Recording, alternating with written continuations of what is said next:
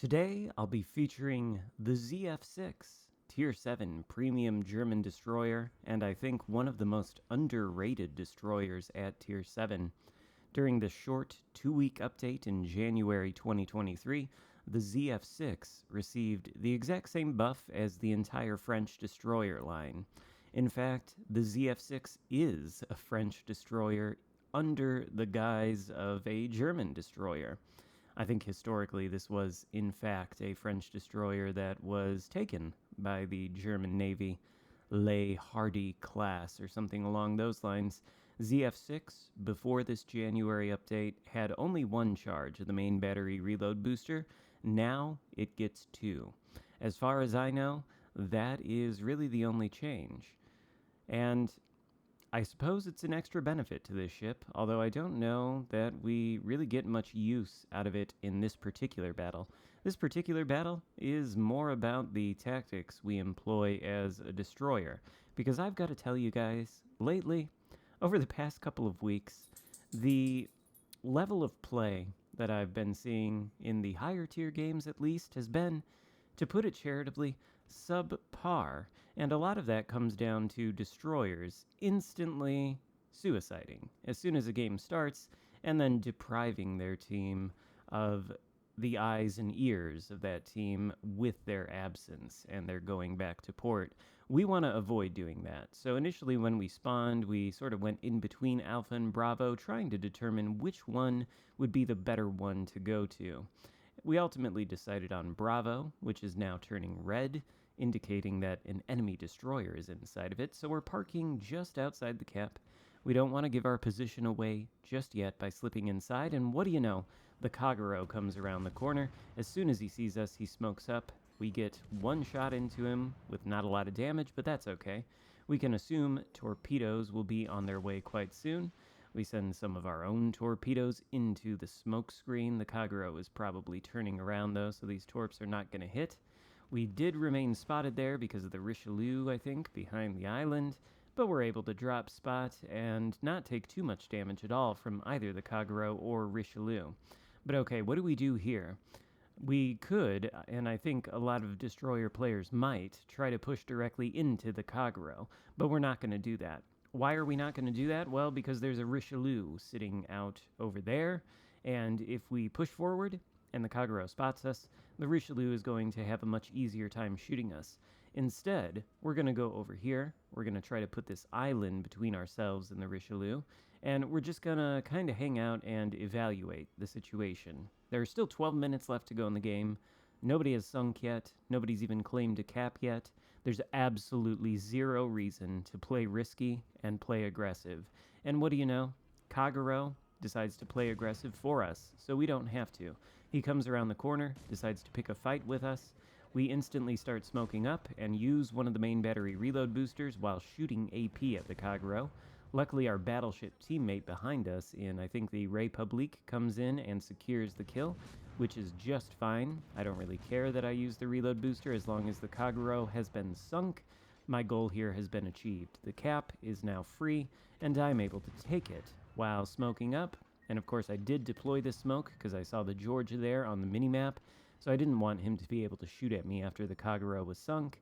And from this smoke screen, we can safely take the Bravo cap and potentially farm the Georgia if he gets spotted again. We're going to try to reverse out of the smoke screen to get vision on him momentarily and continue farming as we take this cap.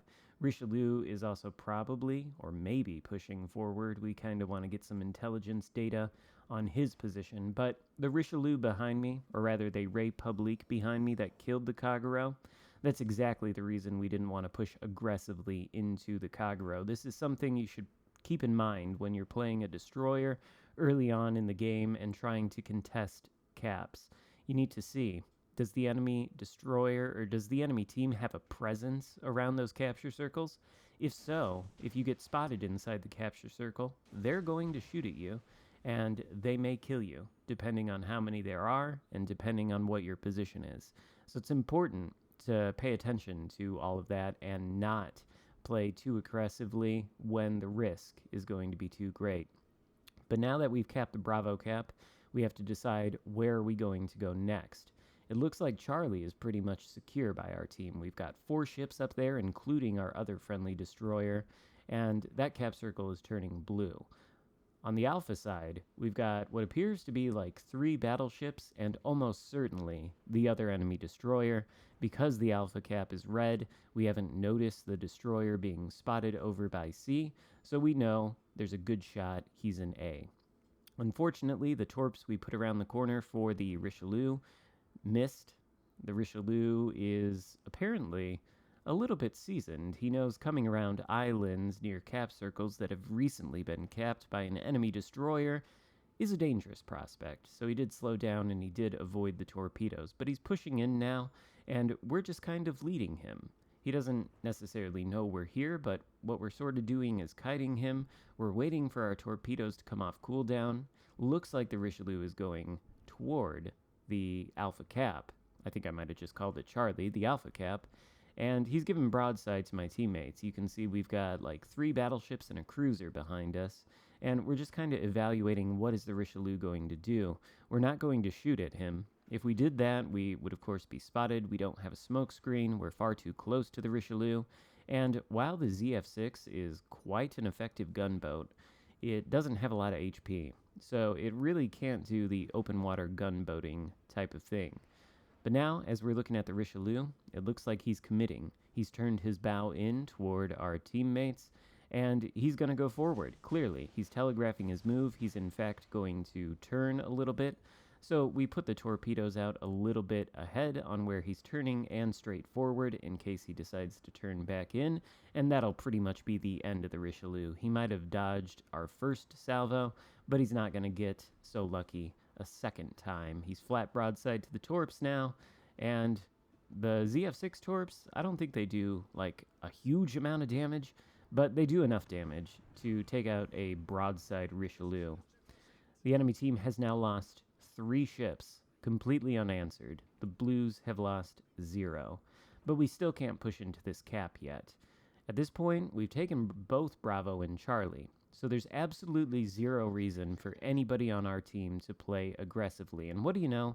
There's the Summers. So now that we know where the Summers is, we kind of have an idea of what we're going to do next. We're going to push toward the Georgia. We want to get over here past this island to the port side of our ship to hopefully get vision on both of the battleships inside of Alpha, and we want to move ever slowly toward the Summers, just in case we can spot him. It's then that we notice the Bismarck is within our detection range, and he's about to come around that corner, so we're going to have to smoke up, right in front of the Georgia and the Bismarck. We slow it down so the smoke screen conceals us. We want to go dark before the Georgia shoots. A couple Bismarck secondaries hit us, but that's okay. Georgia misses. And at this point, we need to immediately start reversing because we know the Summers is somewhere out there near the Georgia. We're going to launch torpedoes at the Georgia. Looks like he's pushing forward ever so slightly, but also coming to a complete halt. So I think one of those sets of torpedoes has a good chance of catching him, and because we started reversing instantly, we dodged the torpedoes from the Summers that we knew was out there. Now we can go forward a little bit, turn away from the Georgia, point our stern toward his direction and the direction of the Summers, and there you go with those torpedoes. ZF6 torpedoes are nice because they do reload very quickly. They hit the Georgia fairly hard, but more importantly, they start a flood that, for whatever reason, he is not able to stop with his damage control party. I don't know if he's already used it on a fire or something else like that. Maybe he's not aware he has damage control, but he is flooding and the damage is ticking up. We're leaving our smoke screen. We don't want to let the Georgia push into us because he could theoretically still sink us. Notice, by the way, that this entire game, we have shot armor piercing at every target, including destroyers. There's a good reason for that, and if you own the ZF6, this is something you should be aware of. The high explosive on this destroyer in every aspect except for its penetration, which is the German penetration, is trash. The maximum AP damage on the guns is good, and the maximum HE shell damage on the guns is terrible. The fire chance is decently okay, but what this means is pretty much any time you get the broadside of any ship, battleship, cruiser, even destroyer, you want to shoot armor piercing at it, because the AP is simply going to do more damage, and it's going to do more consistent and effective damage. The only time you really want to shoot HE is if you're trying to capitalize after getting a flood with a torpedo hit on a battleship or something along those lines, or if you got a very, very angled target and you absolutely can get no damage into his superstructure with your AP. But even against enemy destroyers, especially when they're broadside to you, you want to use the AP. This is small caliber AP. I think it's only 28 millimeters. I think that's the size that the German guns are. In any case, they're small destroyer guns, so the shells actually can fully penetrate other destroyers and do very good damage with the AP, much more damage than the HE. But at this point, the game is basically wrapped up. We decided to go forward and shoot at the Bismarck there for two reasons. Number one, we saw the Bismarck was pointed away from us and his guns were nowhere near us. His stern was pointed at us, so that means that his secondaries would have had a hard time actually hitting us until we got more around him and they had clearance. Plus, there was that rock right there that we could slip behind. And the second purpose for shooting at the Bismarck, aside from just farming a little bit of extra damage, was to see if we could get the Summers to reveal himself, which he did. And we know he's coming this way, or at least we think he might be coming this way, so we're going to launch torpedoes in there. But again, there's no point to play aggressively in this situation. We have 2 out of 3 of the caps. We have a commanding points lead that the enemy team cannot hope to surpass without sinking all of us. So why would we give them the opportunity to sink us? At this point, there's no reason for anybody on my team to play aggressively. All we need to do is survive. Maybe we can farm what extra damage we're able to farm safely. And we just wait out the next 3 minutes, and the game is won. In fact, the game may be won well before that, because we're almost at 800 points, and again, we still hold 2 of the capture circles. So we're sailing around the perimeter of Alpha. The Bismarck is concealed inside the smoke screen that the Summers left for him, and frankly, at this point, I'm just sort of surprised that I haven't run into the Summers yet. I don't know exactly what he's doing, but I was hoping to get into a little bit of a duel with him and use this final remaining main battery reload booster that the ZF6 now has. Unfortunately, well, actually, it is going to come into play before this battle ends. We get around the cap, we spot the Bismarck inside the smoke. He's actually coming straight toward us. Wasn't necessarily expecting that, so we have to turn away.